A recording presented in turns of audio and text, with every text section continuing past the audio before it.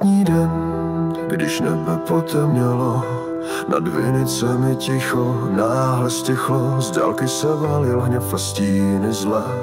Když Moravou se tornádo prohnalo, jak zlá mocná vlna. A zvony zněly, když lidé volali, pomozte nám, svět se rozpadá v prach. A v ten čas, kdy dech se krátí, přijeli majáky v očích, měli strach, ale šli hasiči, záchranáři, policie z srdce jim bušila, Morava volala.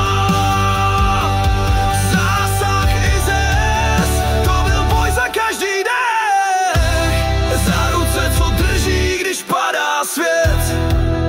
Domy bez střech, život v sutinách, dětský pláč i modlitba v očích mám. Záchranář v prachu nese starou paní a ví, že dneska hrdinství není jen přání.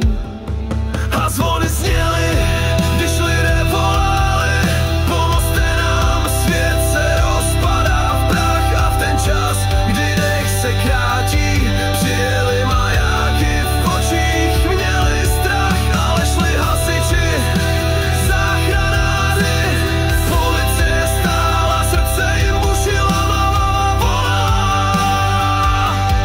Zásah IZS, to byl boj za každý dech, za ruce, co drží, když padá svět. Až jednou děti budou se ptát, kdo tehdy stál, když nebe chtělo brát.